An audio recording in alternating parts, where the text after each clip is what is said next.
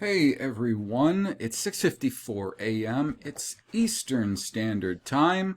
I am in the lovely state of Michigan on the 23rd of November, apparently in the year 2022.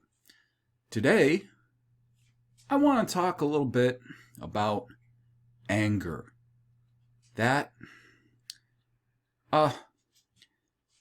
sticking point for so many people.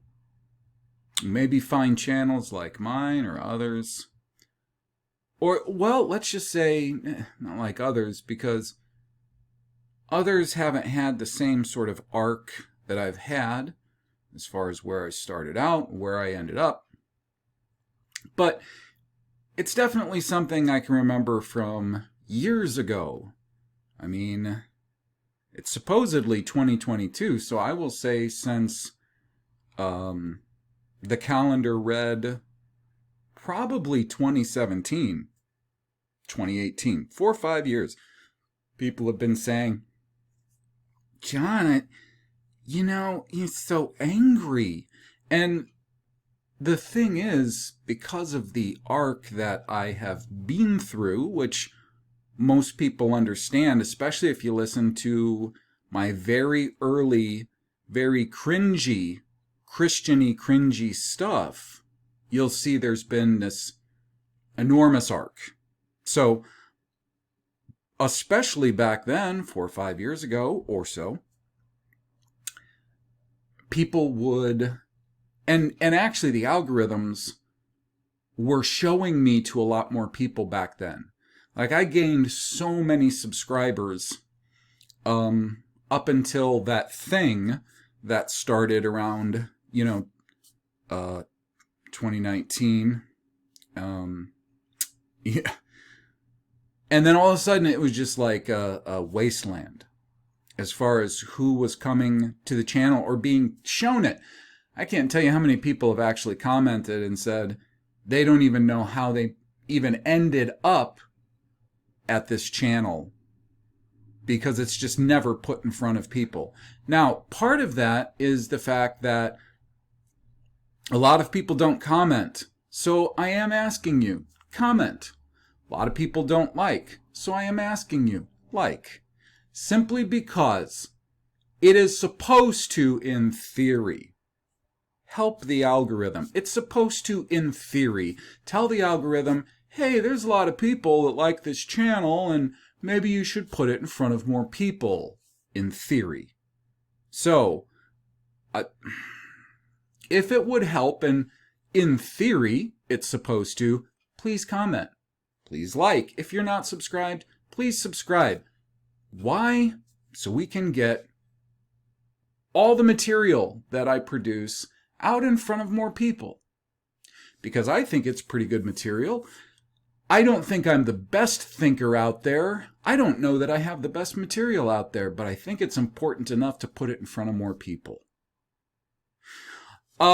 Speaking of helping, so pretty quick, I'm going to be introducing, for lack of a better term, as I guess this is the term of the day, merch, in the sense of, first off, some t-shirts, and they will actually be, they're all original designs by me that reflect mostly the points of view or philosophies espoused by me on the Obery Project.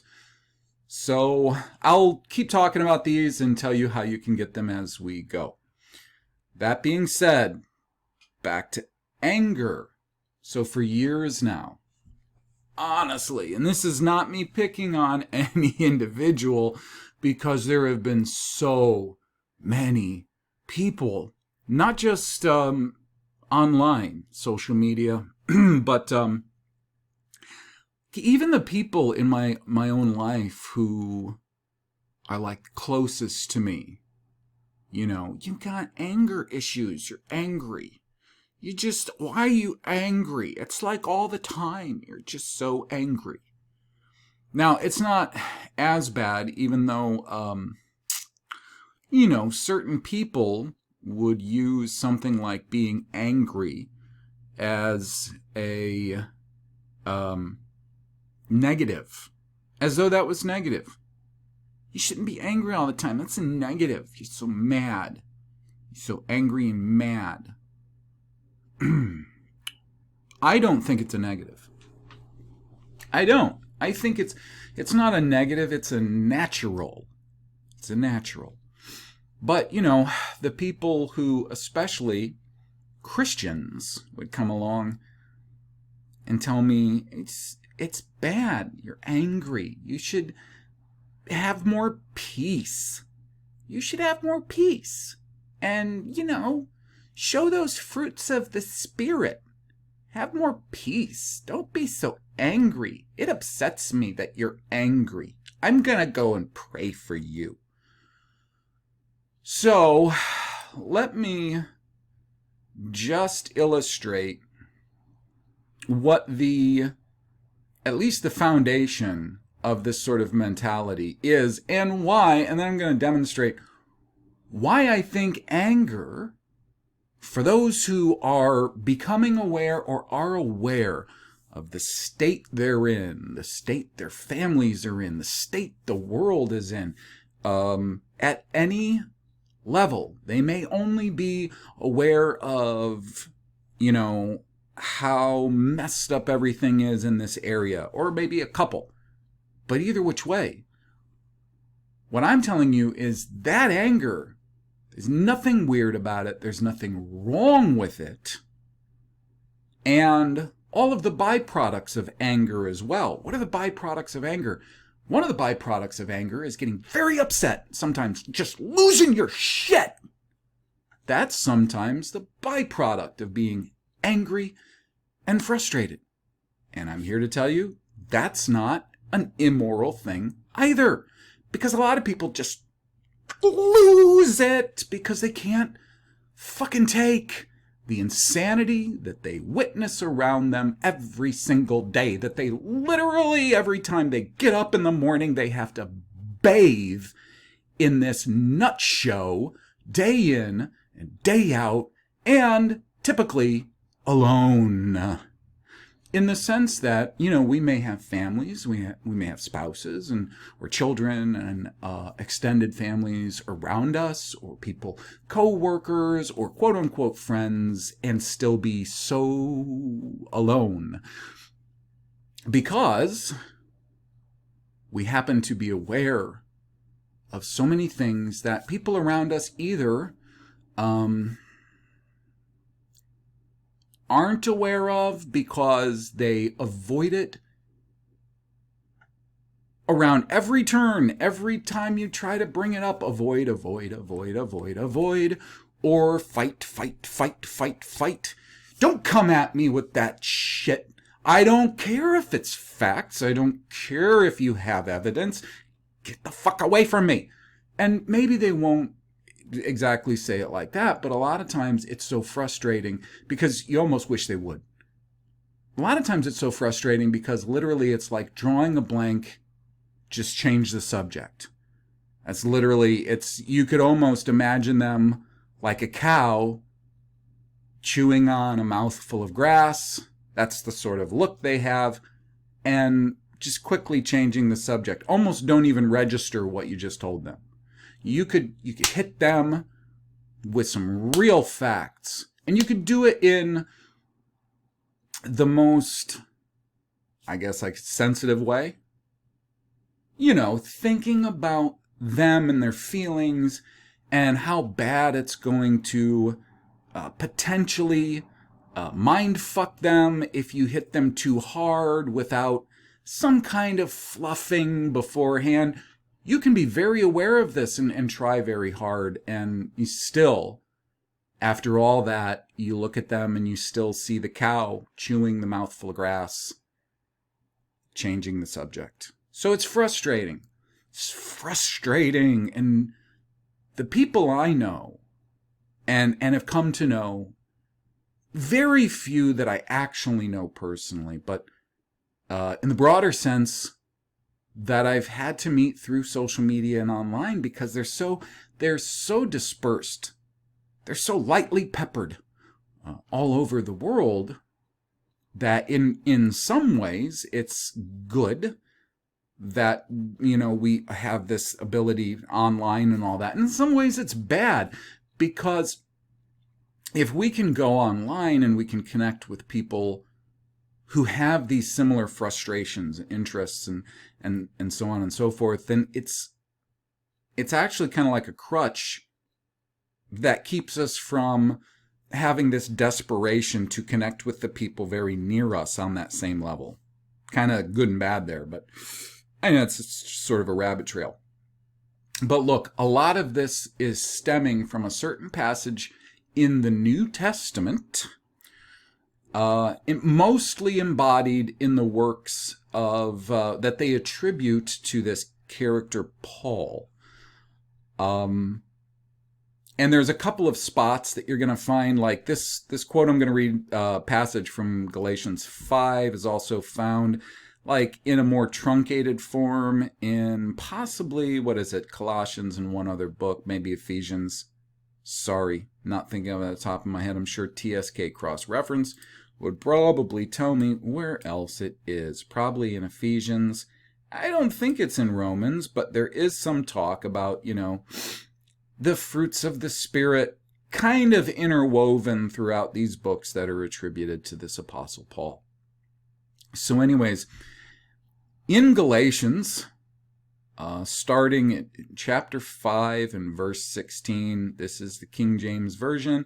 I've explained before why I mostly quote from the King James Version, but I will again real quick so everybody knows it's not because I think it's the best version or even a great version. It is because the King James Version is the one that is the most solidly linked to one of the most exhaustive and easy to access concordances. There is Strong's Concordance, and I'm not a fan of that either. But this is our system. This is basically the establishment system between the King James Version, because most of the English versions you're going to find, and I mean the vast majority, 99.9%, are pulling from this version. In the Masorah and in the Koine Greek. So this is why. All right, so starting at Galatians 5:16, the author cited as being Paul writes, "This I say then, walk in the Spirit, and ye shall not fulfill the lust of the flesh. For the flesh lusts against the Spirit, and the Spirit against the flesh. And these are contrary, the one to the other, so ye cannot do the things that ye would. But if you be led of the Spirit, you are not under the law." Because, the law is so bad. It's so bad that Yahweh made a covenant with Israel, telling them that the law was good, and if they kept it and walked in it, they would be perpetually blessed, and if they did not, they would be perpetually cursed. Why? Because apparently the law is bad. So continuing in verse 19, "Now the works of the flesh are manifest, which are adultery," which this word is probably not what you think it is, "fornication," kind of the same thing. And why are these two together? Rabbit trail for another time. "Uncleanliness." So what are we talking about there? No soap, no rag, I don't know. "Lasciviousness." "Idolatry," "witchcraft." "Hatred." You're shitting me. Hatred.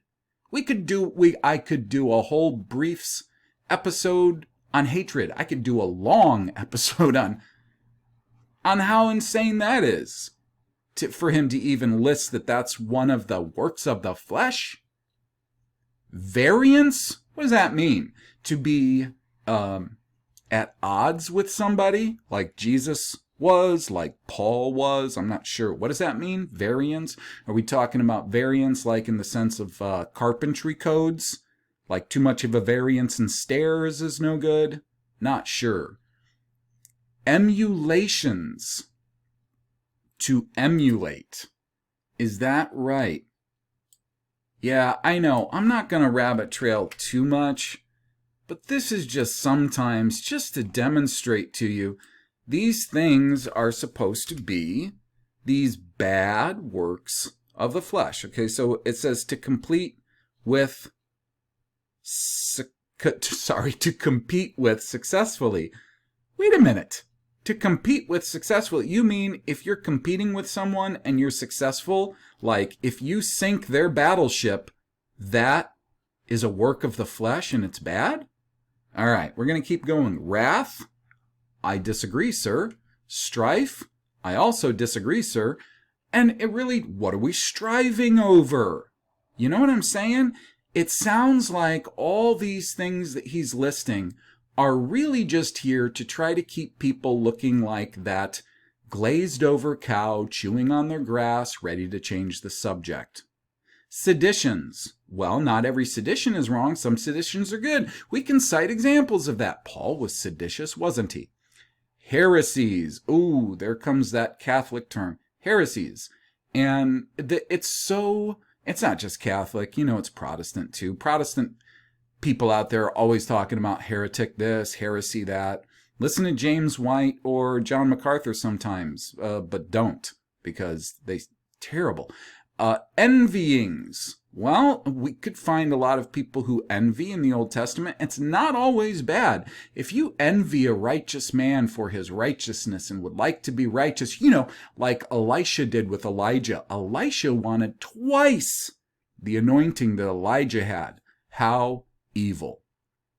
Murders. Well, if we count murder as something premeditated for selfish gain or in wrath, then we could say, yeah, sure. Drunkenness. Is drunkenness really? I don't know. And then what is drunkenness? We talking about drunkenness only on alcohol?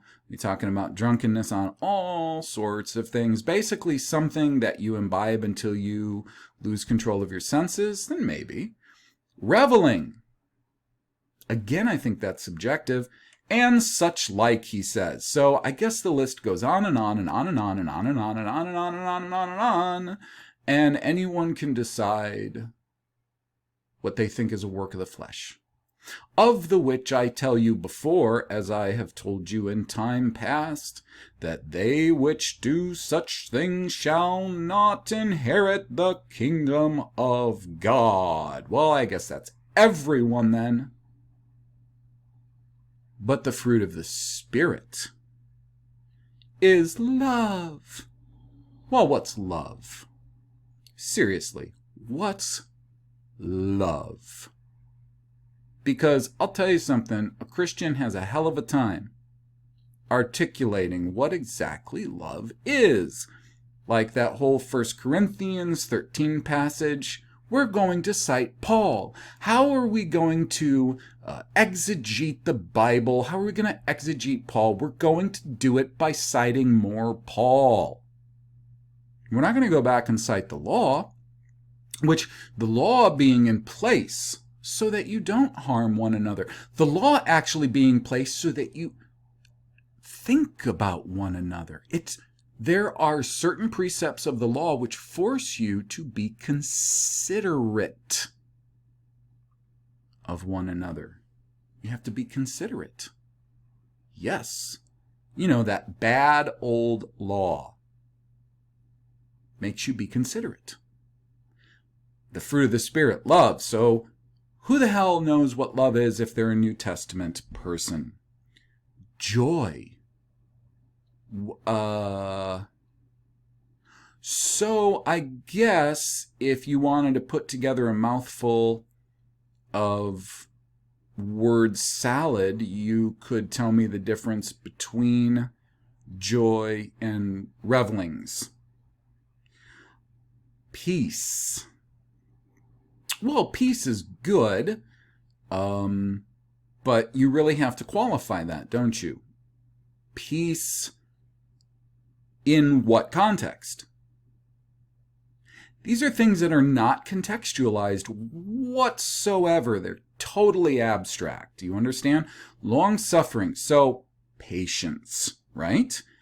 Patience is good. You don't want to be a turd that never has any kind of decency and patience for Your children, your family, other people who may disagree with you. Patience, right? Everybody can agree, well, yeah, patience is a good thing. But for how long? He says long suffering. How long are you supposed to suffer? Can you still be a good person and inherit the kingdom of heaven if you don't suffer as long as the next guy? I don't know. Gentleness. Now, what does this mean exactly? Does this mean when you shake somebody's hand, you don't try to crush a bone in it? Does it mean that you have to be kind of fruity, like Ned Flanders in The Simpsons? I mean, is that what it means? Because again, not qualified. None of these things are being qualified, and he never qualifies these things. Good, and even if he did, no, seriously, even if Paul did, here's the bottom line. Fuck him. If he is not making direct reference to the Old Testament, the whole foundation of everything that we're supposed to be experiencing in the New Testament, then he's just a guy with an opinion. If Jesus doesn't do that, he's just a guy with an opinion. If he doesn't do that, he's a big phony too. You understand? Because the foundation, this is basically the pretext of everything treated in the New Testament. The pretext is supposed to be that all those foundations are based on everything that we first see and experience, for the most part, from Genesis through Deuteronomy. For the most part, you see, the law and covenants or agreements, all of it. So I'm serious. If Paul qualifies it by himself, who cares? If Paul would qualify it by some other supposed apostle, or if he would qualify it by Jesus, and Jesus can't qualify it by the law and prophets, who cares? And I'm dead serious about that. If you want to keep a consistency, you call yourself a Christian or whatever else you say you believe in the Bible, then they need to qualify these things instead of just throwing out rando abstract terms. Goodness. Well, what the hell is that? Because we could actually do a word study on the quote-unquote Hebrew word thub, as in good, and see what that actually really means. He's not qualifying it. So we get to, any Christian out there, they get to decide what's good. What's good? I know what's good, and you are not acting good. Faith. Well, yeah, I mean, like faith as in what? Believing in anything? Believing in the right thing, right person. Faith is in like staying the course. If it's the right course, I guess that'd be a good thing. Meekness, I think we're back to Ned Flanders. Temperance, I think we're back to long suffering. What? And maybe that's where they get me. Temperance, you're angry. You're angry. You need that temperance. You need that temperance. Against such, there is no law. Well, no, that's not true, because since he didn't qualify any of this stuff, there probably are points of the law that would restrict certain things. You can't be loving in a Christian way because the Christian idea of love is whatever the hell they think is nice. What would Jesus do? What would Jesus do? Would Jesus forgive the person who murdered their kids?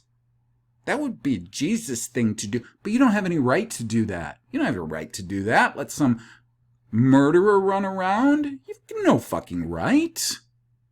I mean, you want to forgive them, I suppose, in your heart. That's up to you. But you have no right to say, like, we should just forgive people. Why are we using the death penalty and stuff? And, I mean, Jesus would forgive them. This is the problem with all of this stuff, is people get to just decide, would Jesus do that? Is that a fruit of the Spirit? Without any of it being qualified. So then you get to the point where people can say, you're just too angry. I can't even listen. I can't listen because you're so angry. It's starting to make me feel angry or sad. And I have to just shut this off and pray for you. Well, don't. For anyone who is thinking that or has said that, do not pray for me. I don't even think we're worshiping the same God. So you can save your time and save me any kind of weirdness, and just don't. Now, and they that are Christ's have crucified the flesh and the affection with the affections and lusts.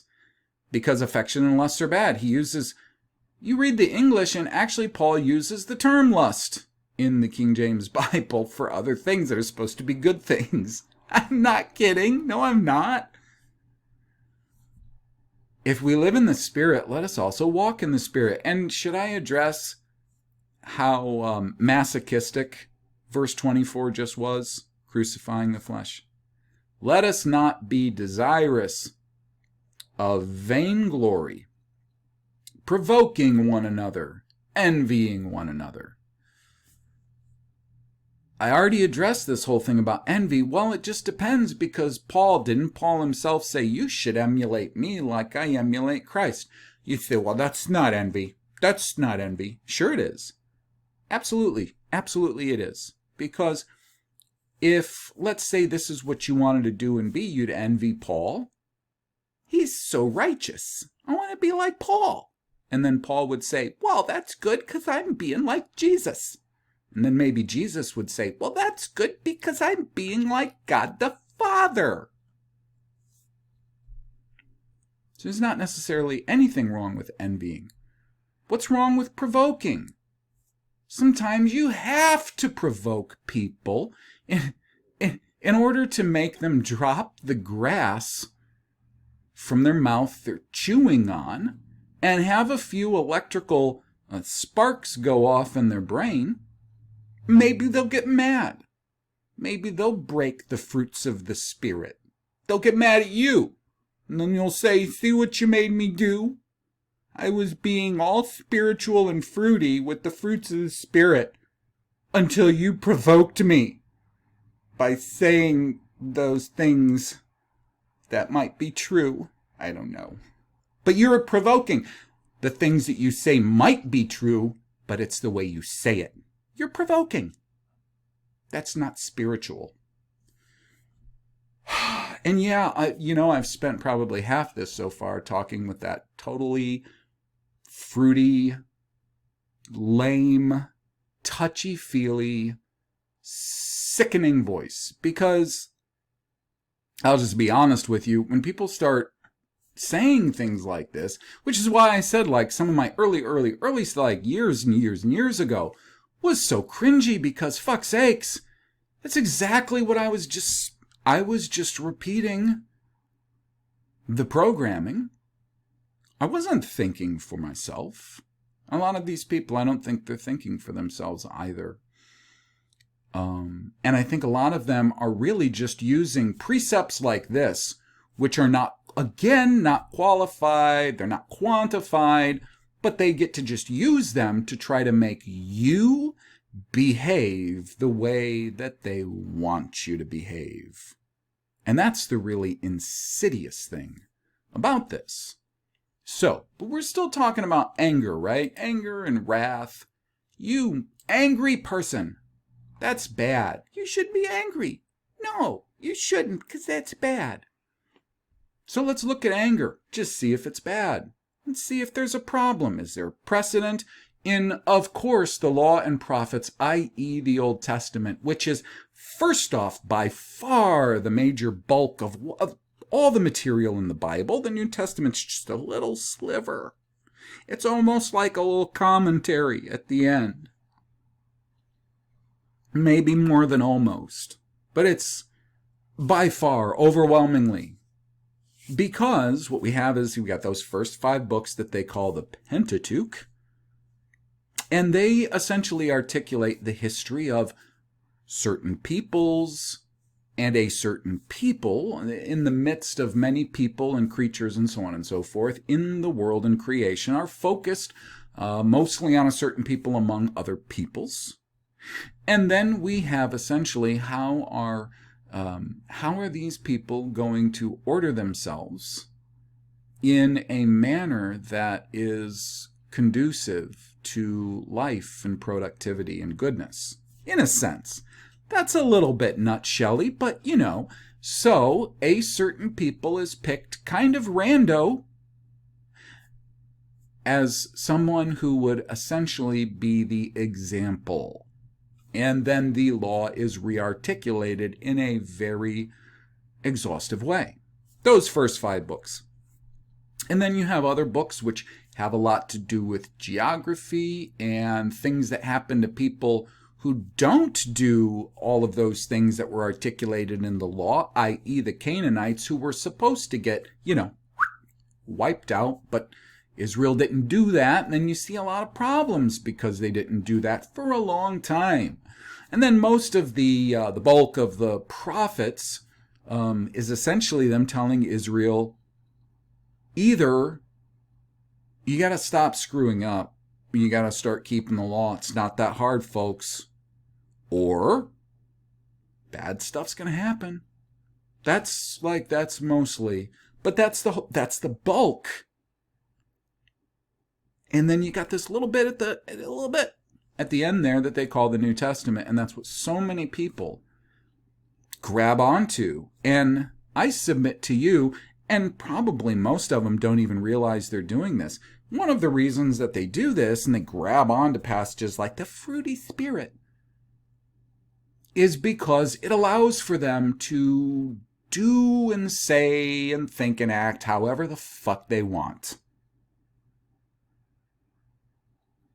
And if they should get out of line and screw up and not be the person that they expect you to be, it's okay. I mean, it's not okay, but it's okay, because Jesus paid it all. He paid it all. But he didn't pay for all your anger. That seems to be a real problem for them. I don't know. I don't think he was angry. When he was on the cross, it didn't even say he was upset. So let's see. Let's talk about anger. I've taken the liberty of just punching in anger to a Blue Letter Bible word search, and I selected the bubble. There's 3 different bubbles under this little box here that you can select. Exact match, beginning of the word, any part of the word, which is relatively helpful. I wish they had more, but it's okay. So I punched in anger and I selected exact match. You see how angry I am? I use words like punch. I could have just said enter, but I couldn't. Freudian. I punched it in. So let's see what comes up under the exact. And what this is essentially Hebrew words that are at some point or another within their entry or their scope of occurrences appear at some point in time as the exact word anger. And we'll see. We'll see if there's any precedent whatsoever for these people to be saying, you're so angry. You stop being angry. It's not a fruit of the Spirit. So on the screen, if you're not watching and just listening, there are 7 entries. Two of them are pretty common. They're essentially the same word that the Masoretes thought was a damn good idea to separate into different entries. Maybe one is a noun, one is a verb, but I won't go that. I'm just going to click on the first one. The first one's app, AP. It's also translated as nostrils.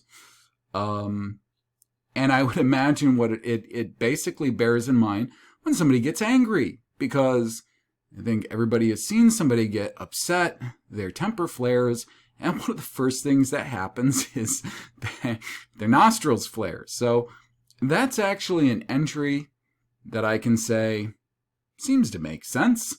So this is just the first one.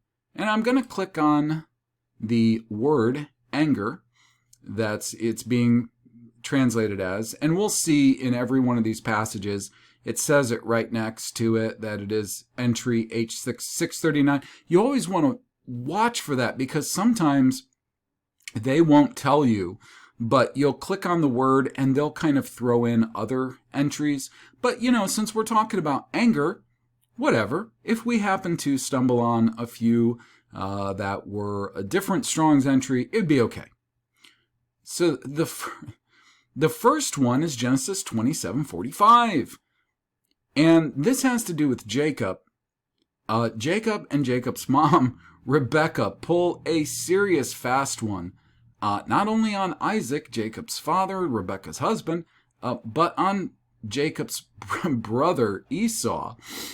And the way the text reads these days, as we understand it, is he stole this blessing from his brother, from his father, right? It was real, low down kind of stuff. Is what it was. So when Esau found out what happened, and Esau is not mad at his mom, and Jacob probably didn't tell anybody that it was his mom's idea. It was his mom's idea. It was his mom's whole thing, man. She orchestrated, but he took the hit.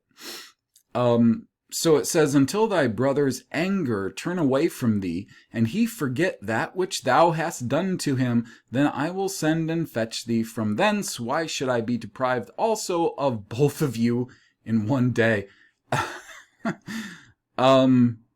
It was rough. They sent Jacob away. They sent him to live with Rebekah's brother Laban, who was a real jewel himself. Anyways, these are real people. These are real people who do some pretty lousy things.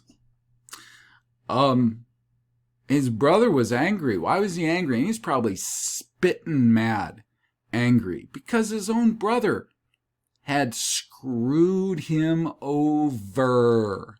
And Esau had every right to be angry, by the way. Nobody ever said at any point in time, Esau, why are you so angry? My God, why aren't you using those fruits of the Spirit?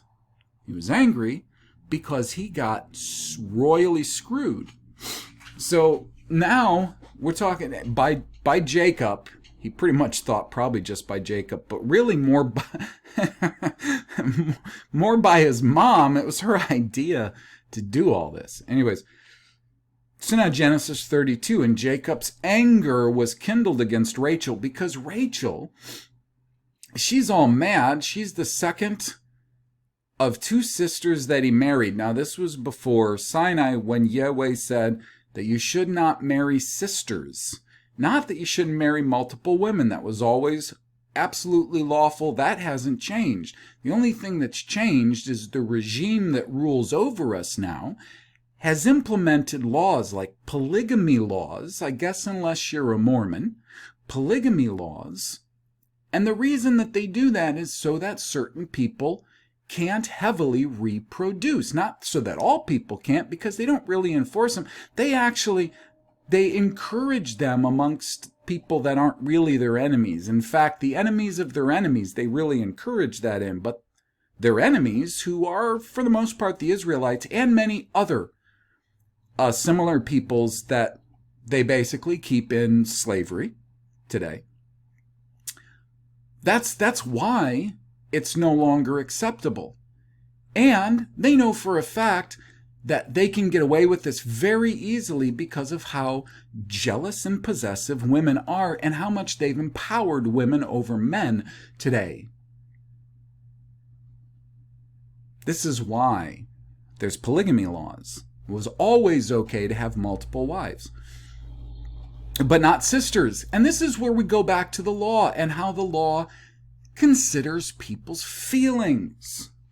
In the law, it's a precept that you can't marry sisters. You can't marry a mother and her daughter. You can't take both of them as your wives, or a woman and her grandmother. But because you're thinking, why? It says because you'll place enmity between those sisters or mother-daughter, so on and so forth. Because it's thinking about people's feelings. It's not thinking about the jealousy and power trips of women. That's what the regime today thinks about.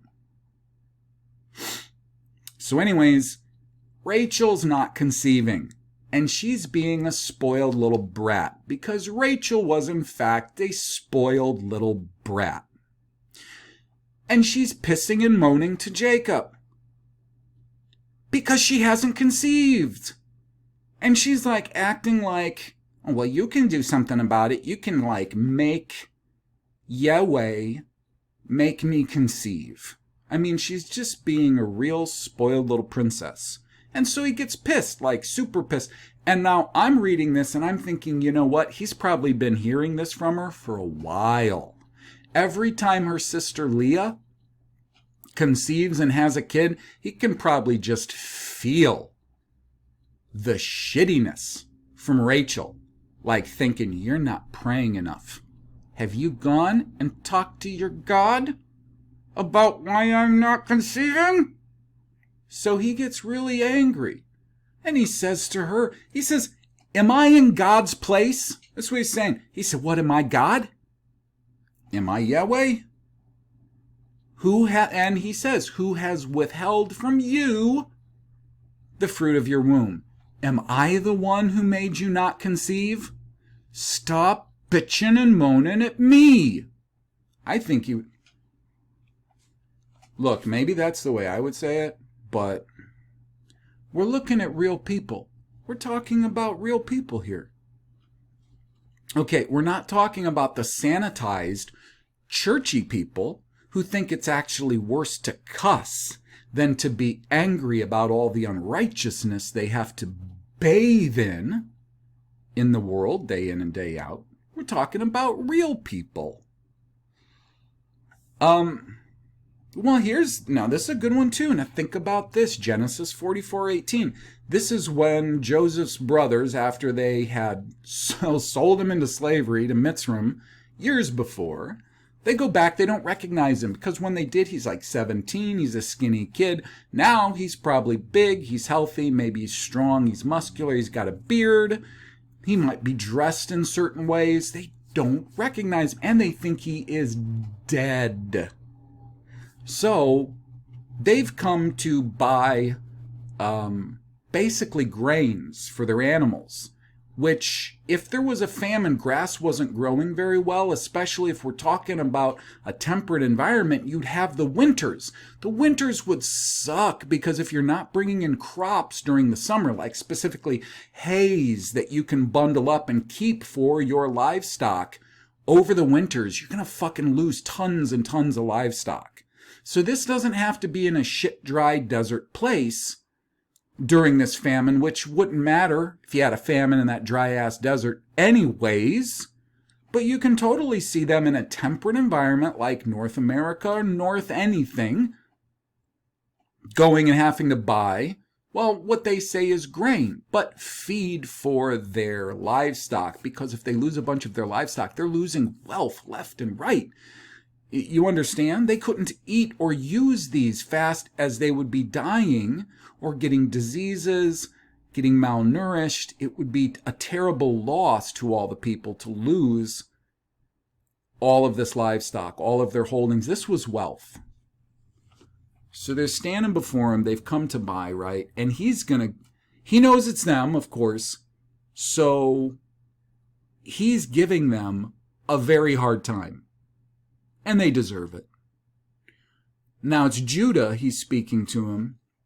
And Judah was a bit of it was kind of one of the ringleaders. The only one who was really speaking against what they did to Joseph in the first place was Reuben. So anyways, it says, then Judah came near unto him and said, O my Lord, let thy servant, I pray thee, speak a word in my Lord's ears, and let not thine anger burn against thy servant, for thou art even as Pharaoh. What's he telling him? He's telling him he's trying to persuade him, and he's trying very hard to not piss this guy off, because he knows he's as powerful as what they call Pharaoh Proa. What's his name? Is Proa.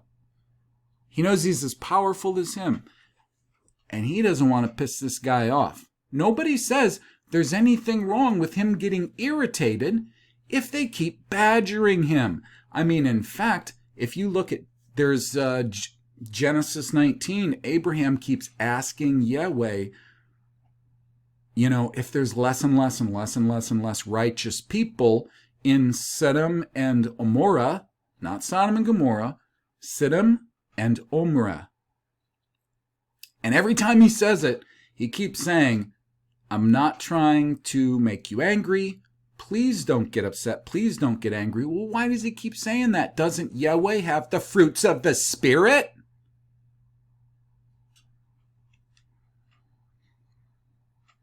So, there is a section where Jacob takes away the blessings he had from Levi and Simeon. It's sad because Levi and Simeon, I don't want to tell the whole story, but they weren't very happy with an agreement that Jacob struck with a local Canaanite tribe to allow their youngest sister to be taken by a guy, well, for one thing, you know, who they didn't find very moral and not close enough in a familial way to be taking her. And I think what happened was he had already screwed her. And they knew this. And they were fucking pissed. Levi and Simeon, their little sister, some guy who, you know, who knows who this guy was, but he was obviously the son of, you know, the local lord or governor of this land they were living in. And they looked at him like, what, this guy thinks he can do whatever he wants? He thinks he can take our sister and diddle her? And thus, what kind of kids are they going to have? They probably had a lot of disgust for this guy, but Jacob thought it would be best maybe to just let this happen. They went behind his back. Based on the translations, they killed the shit out of a lot of people, those guys. And not just them. I think they had a lot of servants with them. And so anyways, in Genesis 49, he's kind of taken away their blessings from what they did. And he said, let their anger be cursed, for it was fierce, and their wrath, for it was cruel. He believed that what they did and how they went about it was actually extremely cruel. And given what little information we have about Simeon and Levi, it's very possible that they were extremely cruel and vicious in what they did. And he happened to disagree, and he was their father. They went behind their father's back and did something that wasn't their right to do, honestly. And that's really why they sort of lost this place. It's sort of in the pecking order, because it went Reuben the oldest. He should have had this birthright of being the oldest, inheriting everything that was Jacob's and so on and so forth, okay? And he lost his. Why? Because Reuben had a hard-on for one of Jacob's concubines and slept with her. Big no-no. He lost it. And then you had Simeon, and then you had Levi. Those two lost it here. So who was the next in line after them to inherit? Judah. But Jacob actually placed Joseph's two children ahead in the idea of blessings and what they would get and everything. And this really could have been a lot of the ongoing enmity between Judah in the south with Benjamin and Levi too were added, and most of the tribes in the quote-unquote north, which were mostly presided over because of how much they grew by so-called Ephraim and Manasseh. It's actually Ephraim and Manasseh, the two sons of Joseph. I know that was but I'm just talking to you about anger. Now, their anger wasn't necessarily a bad thing, but they, for one, disobeyed their father. And for another thing, as he's describing there, what they did was extremely cruel. So there's the text of what it describes them doing in Genesis, and then it's kind of, the translation's really bad in there. Translations are pretty bad in Genesis. So, And the translations are also really bad in this section of Genesis where Jacob's giving blessing and cursing. So, Now, how about Genesis 4:14? This is where Yahweh is talking to Moses, Moshe, and he's telling him what he's going to do. Going to go to Mitzrayim. I'm going to use you to deliver my people Israel, and so on and so forth. And he's telling him, I'm going to do this, I'm going to do this, and I'm going to do this, and you're going to do this, and you're going to be fine. You've literally got Yahweh, the creator of you and the earth and everything in it. He's telling you, you're going to be all right. I'm going to deliver your people from Mitzrayim. You're going to be all right. And he decides to argue with him. I'm not the guy. I'm telling you, I know, well, you know everything, but I know a little more, and I'm telling you, I'm not the guy. Well, he does kind of argue with him a bit, and it says, and the anger of Yahweh was kindled against Moses. What happened? He lost his patience. I thought patience was one of the fruits of the Spirit. Why didn't Yahweh suffer longer? If that's a fruit of the Spirit, and we're saying that the Spirit, the Holy Spirit, the third person in the Trinity, exemplifies these things, what happened? Was he on vacation? Was he on vacation and this was just the father? You know how angry fathers can be. He lost his patience with him. He was getting angry. And Moses could probably tell, because by this time Moses kind of like, all right, whatever you say, my bad. So we can go on, and it does. And that's the whole point. And that's just that one word, out. For anger. Lots of times we see it just showing up over and over and over again. We've got this word zom. Now, is it anger? Well, it says indignation. Indignation, anger, and rage. Let's see about this. And it mostly shows up in Psalms and maybe the prophets. So, there's no soundness in my flesh because of thine anger. Neither is there any rest in my bones because of my sin. And you got to figure most Psalms are actually speaking directly to Yahweh. So again, here he is. He's angry, and it's okay. Why? Now, let's talk about this. And I can just keep going through these entries and show you. These words are probably quite similar. I think some of them actually mean to get very impatient, very short. Okay, that's one thing. Like now you're pissed. It's to piss somebody off. You can be pissed off and not actually raise your voice or anything, but maybe the nostrils flare and the teeth grit and you're like, just shut up and do it. So there's that kind. And then there's actual wrath. There's somebody just hopping mad and they're ready to do something about it. There's that. And there are actually words that are translated as anger that when I look at them, like hame, okay, so that is just a sort of generalized variation of being warm or hot. Yeah. Somebody getting very angry. You know that, what is that? You're getting heated. This is getting heated. So obviously, and that appears quite a few times. This one entry, this os, which I would imagine is from a root of os, the way that I see it based on the glyphs and all of the entries, because I went over all of this already, would be, have you ever seen somebody so pissed off, so angry and frustrated at the same time? I think this is a sort of frustration anger that they almost did not know what way to turn. They were at loose ends. They were so mad. I literally was that mad at my kid yesterday because he didn't do something I told him to do. Like, and this is something I've told him to do so many times, because I didn't want to spank him over it. You know, I don't really like spanking him.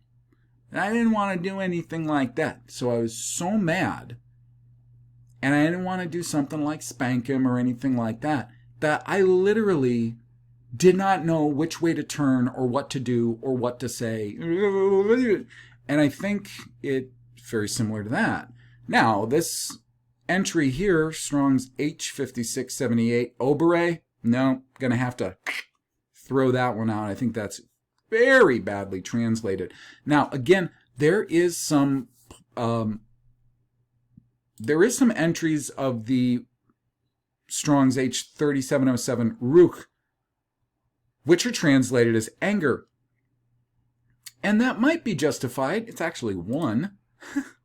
I don't really know why they would. And you have it right here. Their anger was abated towards him when he had said that. And it's actually more like their breath.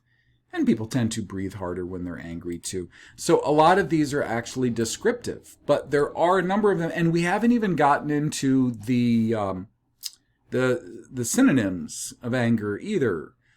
Wrath. Oh my gosh, there's a number of them that do occur in the Old Testament that have to do with being angry. And people doing things when they're angry. Anger is not something immoral. Anger, and here's one very good illustration I'm going to give you. Throughout the Old Testament, from Genesis all the way through all the prophets, okay, Yahweh, and of course his prophets and those that he deems as his representatives to his people in various positions and forms, they all spend most of their time angry at the people around them. Yahweh is angry most of the time. Why? Why is he such an angry God? Are you shitting me? Why? Are you paying any attention to the world? Are you paying any attention to the people? Are you paying any attention to their behavior? Why would he be angry? And the other thing is, he isn't always angry, and he isn't always angry at everyone. But he's often angry. He's often angry at a lot of people. Why? Because they're fuck-ups. They can't get rights. They're lawless is what they are. They're lawless, and he's angry because lawlessness equates into the harming, distorting, perverting of other people, other life, this creation. That's what lawlessness leads to. Why wouldn't he be angry? The question is it's not why is he so angry? The question is, why wouldn't he be angry? Would you really expect anything else? Are you kidding? Of course he's angry. Of course he's angry. No shit. And you know, I wish I could say he was angry to this day. I wish I could say he was angry right now. But the problem is, it appears that he has hid his face from us for so long. If he exists, don't get freaked out if I said that. I'm not saying that as in I don't believe it. I'm not. I'm saying it as in he's actually never communicated with me, nor has any angel that I'm aware of or anything like that. And what I believe, there's a couple of possibilities. One is, he doesn't exist. And the Bible was all made up by people. And I think that's a really bad option. There's so much to the Bible, specifically the law and prophets, for me to think, and the consistency of voice is so remarkable. It's so amazing. And all of the trouble that the establishment, the regime of today, has gone through to change our perceptions of what we believe the Bible actually says, i.e. the Masorah translations, concordances, lexicons, and things like that. They've gone through a lot of work for something that's bullshit. You see what I mean? So I think that's a bad option. I think the right option is, and I only say that option, remember, it's just, he's just never spoken to me. I'm just trying to tell you I don't have subjective proof. Apparently, lots of Christians seem to have objective proof. Because God spoke to me and he told me that you're too angry. He spoke to me and told me it's okay for me to divorce you because I'm not happy. Okay? I'm trying to tell you it's never happened. I haven't experienced it. I don't have that subjective experience, okay? But I'm still trying to tell you that even though I think that's not a very good option, I don't think that's the best option. I think kind of probably what the best option is, that he's hiding himself from us. He's hiding his face from us. He's hiding his good grace from us. It happens. Check the Bible. He went a couple hundred years, Israel did, a couple hundred years in Mitzrayim, and it doesn't appear like he interacted with anybody. Couple hundred years right there. There's these huge amounts of time that we see in the Bible that he's not really interacting with people very much. Maybe because he's hiding his face from them, because they don't fucking deserve it. Look at me, I'm getting angry.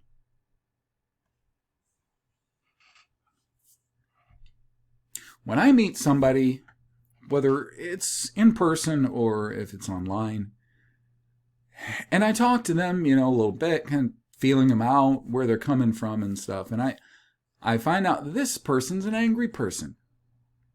They're angry. They're angry about how things are going, what they see in the world.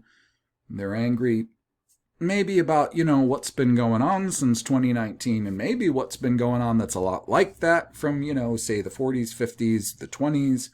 Maybe they're angry about that. Maybe they're angry about bullshit education, which isn't education at all. It's de-education. It's indoctrination. Maybe they're angry about that.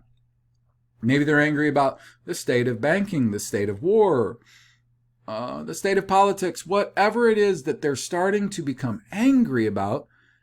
And they're becoming angry not because it's not suiting them and their own selfish ambitions, but they're becoming angry because it's just so fucked up. Because they can't find any truth anywhere. And they're becoming very angry about it. Or they've been swimming in these waters for a long time, and they're very angry because, boy, it seems like just when they think they've experienced all the raw sewage they possibly could experience from this shit show we're all stuck in, they come across even more, and it gets even deeper, and it's even worse, and they're angry about it. They're downright pissed the fuck off. You see, those people, they don't bother me at all. I think those people are people that are alive. They're alive. They have emotions, and they're experiencing the pain and the trauma that their mind is going through. When every single step of the way, they realize that's not true. I can't trust this. I can't trust that. I can't trust these people. I can't trust all of this literature, whatever. It keeps going. It keeps going. I'm getting screwed by this. I'm getting screwed by this. I'm getting screwed by this. I'm getting screwed by this. And forget my family's getting screwed. My children are getting screwed. How bad is this going to be for my children who I love? How bad is it going to be for my children who I love? Then yeah, they're going to be fucking angry. And I appreciate that. I appreciate that. It's the cow chewing the grass that wants to change the subject. That's an abomination. The Christian who can proudly say they haven't lost their temper in 20 years. What a Robot. What a fucking robot.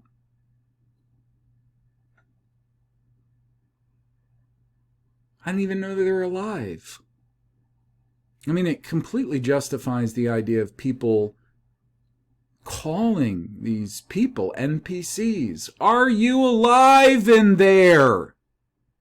Do you feel? How is the unrighteousness of this world and the potential hell that your children are now going to experience, how is that not cutting you right to your heart? Please be angry. Be angry. I'm not saying people should be angry in the sense that they do stupid things and get themselves caught up. Oh, be intelligent. Be very smart about things, but be angry. Lets me know you're alive.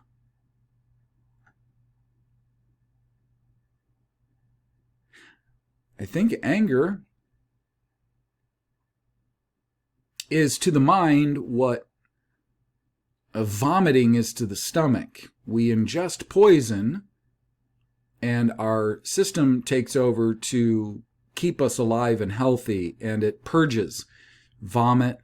Oftentimes, all your orifices running, eyes, nose, diarrhea, things like that. If you get poison in your body, it's a toxin to your body. Your body is ejecting it like crazy, and it is ugly. It is ugly. The same thing with your mind, I think. When you realize how many toxins have gone in your mind, that anger is that quote-unquote ugly response that you're having to being so poisoned in your mind.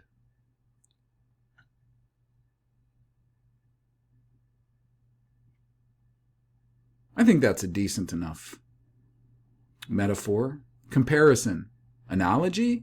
I don't know. But I'm here to tell you that I don't feel remotely bad about being angry. Not for years now, and I'm still angry. Just as angry. Hopefully I'm smarter. That's the whole point, is to be intelligent and to not let, for one thing, provocateurs who will come along and they want to poke at angry spots to get you to do stupid shit. Like January 6th stupid shit. And most of the shills that I'm talking about were encouraging all kinds of people to go and participate in that. That's what they do. They want to take your natural anger or righteous anger, and they want to turn it back on you and get you screwed over. Get you killed. I don't want that. I don't want that. But I want you to know that it's the most natural thing in the world for you to be angry about everything that you're seeing around you. Not because you're not getting your goodies, but because you understand how detrimental and poisonous all these lies, this terrible state of affairs is to everyone. Not just you, everyone, every form of life, and yes, especially your family and your children, because that's natural too, to think first of them.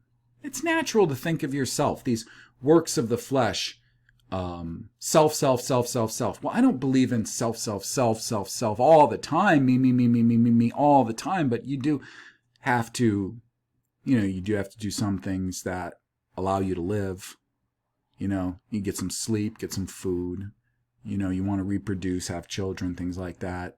And you got to use your body, and it does cause you pleasure to have sex and to sleep and to eat food and things like that. Nothing wrong with that. Good pee, very pleasurable. So I think there's something extremely wrong with, first off, what have we learned? There's something very wrong with Galatians and this author they call Paul, and how unqualified and unquantified he makes all of these moral statements. And two, we learned if there's something wrong with anger, there's something wrong with God, and there's something wrong with all of his patriarchs and his prophets, his peoples. I mean, look, Moses was angry at Israel about all 40 years they were in the wilderness. I kid you not. Check it out. Moses was angry with them all the time. Every leader of Israel who wasn't really just a piece of shit himself, really. They were angry with Israel. They're angry. So it's the most natural thing in the world if you're someone who's righteous. It's the most natural thing in the world. And with that, I'm wrapping it up. I'll see you guys next time.